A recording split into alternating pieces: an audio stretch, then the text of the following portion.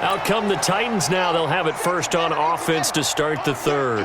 And their halftime hole now even deeper, and they need a big drive here just to answer the first touchdown of the second half scored against them. They were down at the half. Into double coverage, and it's intercepted. Picked off around the 37, and his guys are going to get the football at the 37-yard line. Oh, man, Brandon, not a real good throw that time. It looked like he tried to put a little too much air under this one, and it turned into a floater. And defensively, this is a dream. He could have fair caught that one. That was way too easy.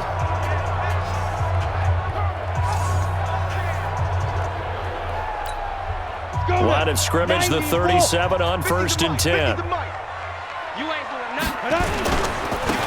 Now a handoff here to his running back. He's got a first down and then some at midfield. And he's going to get this into enemy territory at the 45. 18 yards, first down Niners. It's been an excellent day for him running the football, no doubt, as he continues to soar well past 100 yards. Yeah, it almost feels like he can just grab his briefcase and head home after putting in a full day's work at the office, doesn't it? And this winds up a gain of 4 to the 41. I call that play a success. A nice inside run sets up a very manageable second down, a very solid gain on that play.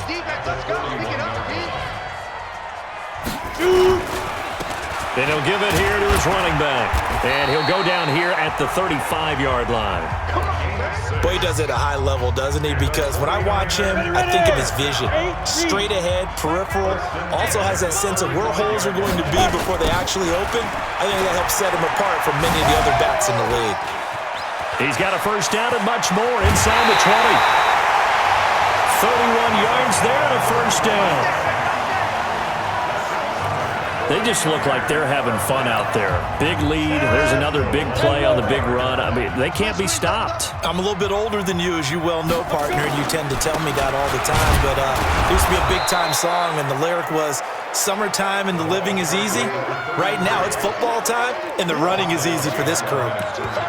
Perfectly designed blitz right there. They took that one from the grease board to the field because they were able to free up their linebacker to get into the backfield and spill the play. From back at the 4, here's 2nd and goal. They'll keep it on the ground. Winslow, and not a whole lot there. He does get a couple, taking it from the 5 down to the 3. Anywhere to put his foot in the ground, it just never materialized. Well, they've been so good on 3rd down all day long. Can they convert another here on 3rd and goal? They'll try to run this one in. And across the goal line, into the end zone, touchdown 49ers.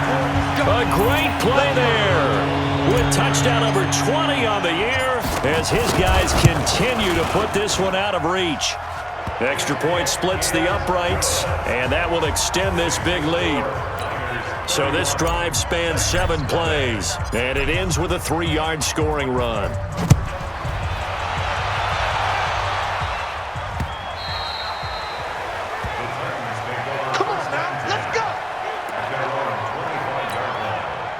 The Titans offense set to begin the drive. They've got to dig down deep. I mean, they need something right now, really anything to cling on to. This offense has struggled. Partner, join me in a walk to their locker room at the half, okay? Because I think what we would have seen is an offensive coordinator and his assistant coaches getting together with all their positions, then coming together as a group, going over adjustments, and then the head coach coming in and just screaming, "Wake up. Yeah. Let's get moving, guys." I'm kind of glad we weren't in there at halftime, actually. I mean, you think you might have turned it on us, too? Yeah, but right now, whatever was said hasn't been working. 2nd and 2 now. The penalty leaves them in pretty good shape. Gonna give this time to the tailback. And he'll be brought down shy of the 40 at the 38-yard line. 6 yards the pickup, and that's a first down. Nothing in that first half, nothing on the last drive, but they're moving now with a 1st and 10. They'll keep it on the ground. Fuller. 2 yards on the pickup there. It'll be 2nd and 8. Well, we just saw a great example of what we talked about with his coach prior to the game. He's definitely one of the better linebackers at reading a play and flowing to make the stop before it turns into something big. On 2nd down, it's Fuller. And he'll go down, and that will do it for the 3rd quarter of action. Back now here in Santa Clara. And this is a blowout so far as we get set for the fourth quarter. A very one-sided affair.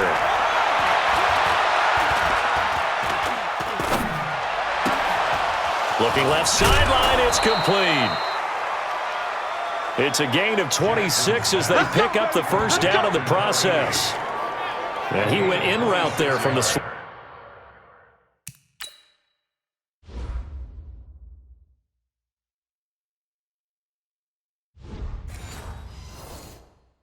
For the completion.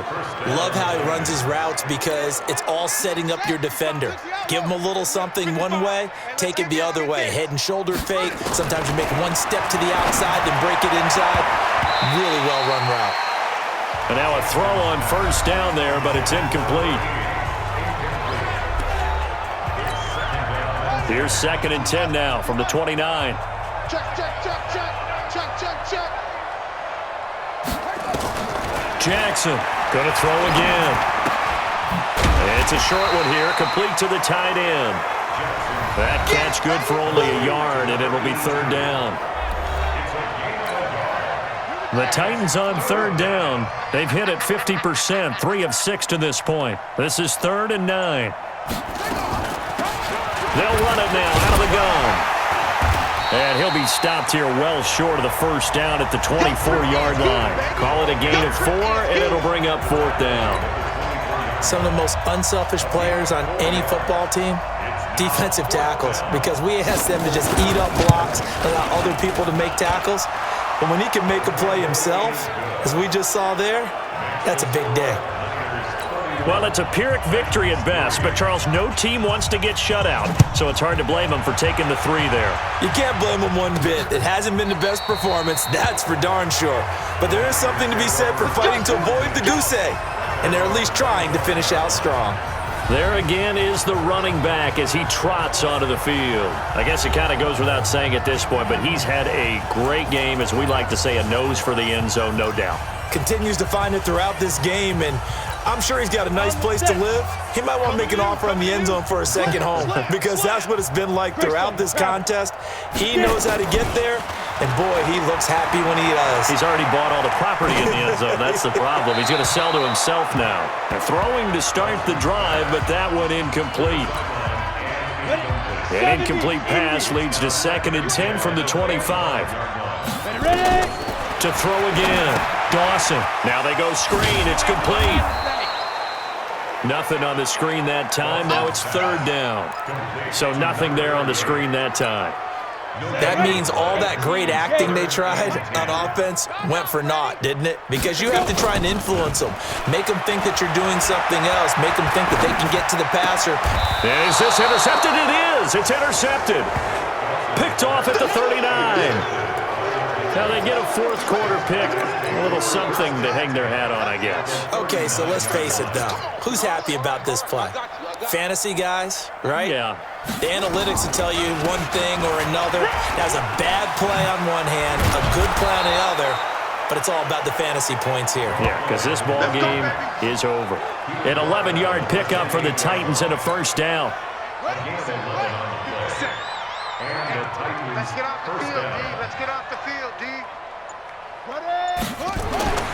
Throwing on first down, it's Jackson. And he will find his man on the outside. And he'll be out of bounds as he gets this down to about the 21 or 22. 6 yards was the pickup on the last completion, so here's 2nd and 4. Jackson now. Firing quickly here, and that's complete. And he'll get him inside the 15 down to the 14-yard line. That one, a first down pickup of 8. Jackson now. Perfect since the second half started. 7 of 7. It's 1st and 10. And a quick throw here. That's complete. That's a gain of 4 as we slip inside of 4 minutes left in regulation. 4 yards on that last completion, so that sets up 2nd and 6. They run the counter. It's Fuller. And a nice pickup there as he'll take it from the 10 down to the 5-yard line. So a decent deficit at this stage in the second half. 4-down territory? No doubt about it. There's not a chance that he hasn't looked ahead and said, okay, if we gain yardage on this play, this is what we'll do going forward. If we lose yardage, this is the play call that I'll have ready. The quick slant caught. He didn't get the touchdown, but he did get the first down as he's tackled at the 1. But give the defensive guys a little bit of credit. They didn't let the deep ball beat them on that play, did they? No, the drag, that guy can be your safety valve. We saw it right there. Yeah, and it picked up a first down for him, too. Nowhere to escape, and he goes down. That's how we do it.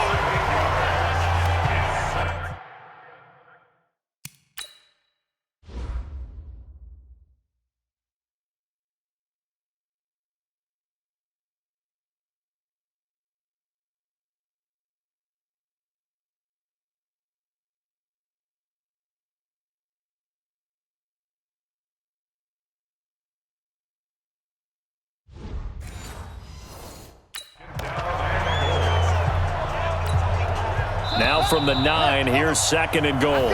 Just 2 minutes remaining here in the fourth quarter of what has been a one-sided affair. So the Titans in possession of the football here as we get you reset. They've got it 2nd and goal as they look for a late touchdown. On 2nd and goal, Jackson. And that is incomplete. A lot of force bearing down on him there. He could not hang on. It's 3rd down. Another pass attempt, another incompletion, and they're just a little over 100 yards passing here in this game, so defensively, pretty good job. Definitely, because they were never really able to get the ball in the hands of their playmakers. So a lot of credit to the defensive game plan. And it'll be intercepted. A great read, and it's picked off. And a big turnover there as his guy football back.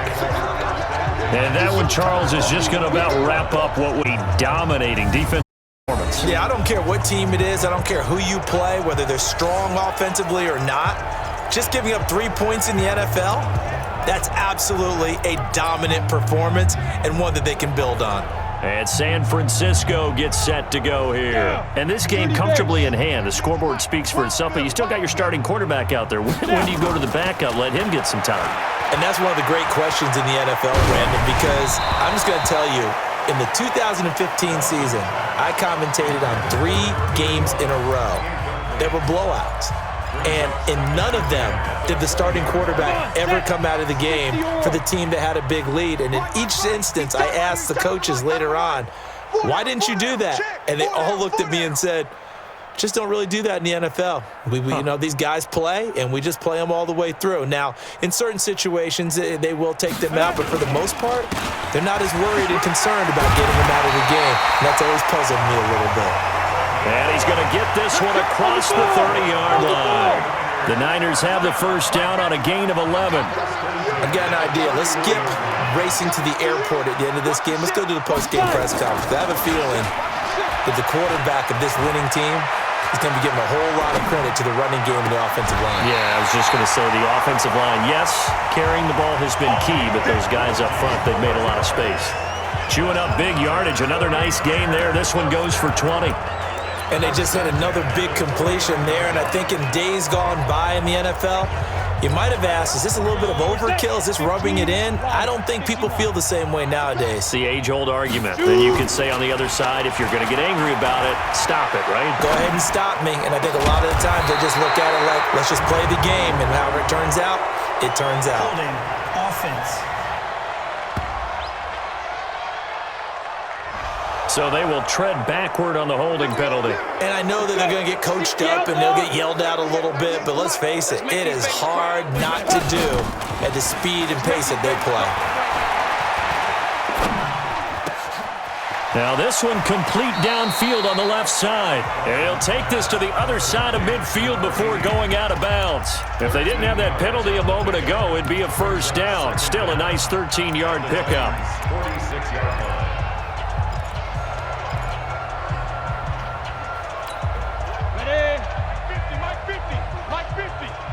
Here we go, D, get off the field. Check nickel, nickel, nickel. Recon, 132 fighter. Let's go.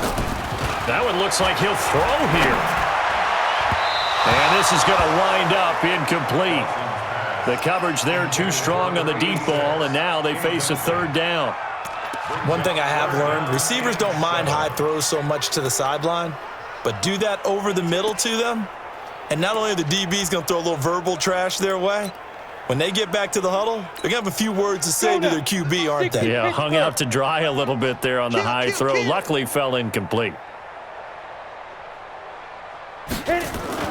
Off play action. Dawson. Wide open receiver complete. And he's going to have another first down as the tackle's made at the Titans 30. They go play action here on first down. He's been the go-to guy. Needed a big play there on third down. Went his way. It doesn't matter whether they've scouted it or that they think he's going to get the ball. He has a knack for finding his way open and completing the connection. So this will be accepted as it moves the offense backwards. 90 Wolf. Slam.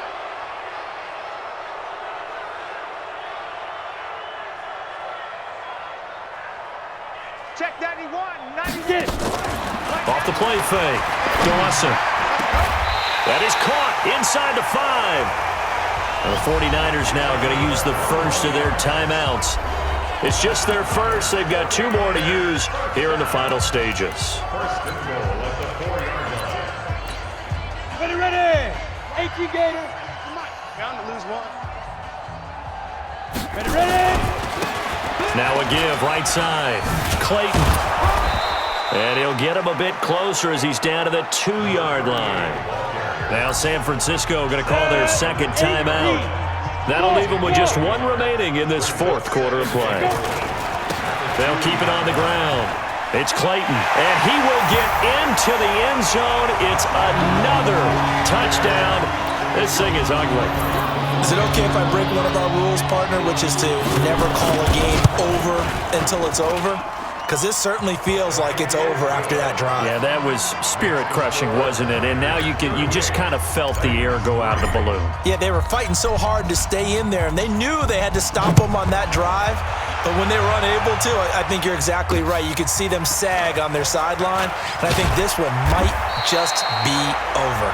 And not a bad return. Here he gets it out to the 25-yard line. The Titans offense set to begin the drive. They are just obviously getting shellacked here in this one, Charles. What's the message if you're a coach for this final drive in a lopsided game like this? For a lot of coaches, be honest. Don't forget today. Don't forget what has happened out here. Yeah, use that as ammo going forward. Exactly. Take a great look at that scoreboard. Realize how poorly everything went for us today. Coaching, playing, the whole deal. And never forget it, because you're not going to want that feeling. No, you don't want that feeling again. And who knows? You may meet up with this team again. He's going to let it fly. And that will be incomplete as time has run out on this football game. So the victory here for San Francisco, and they were buoyed, Charles, by a big second half to put this one on ice. And I know a lot of people watching this one were thinking to themselves, I bet halftime was really interesting. Probably took the paint off the walls with some of the words that were said. But I get the sense that it was much more of the adjustments they made. They came in with a game plan that we saw that didn't work in the first half. They made the adjustments necessary, went away from that, and then they got it together, got a spark, and then took off. It's really nice to watch in the second half. So for San Francisco, the perfect season remains intact as they move to 11-0 on the year. And they'll get to stay home again next week. Meanwhile, for the Titans, we'll see how this affects their playoff standing as they fall to 7-4 now on the year. And they'll get a chance to redeem themselves at home next week.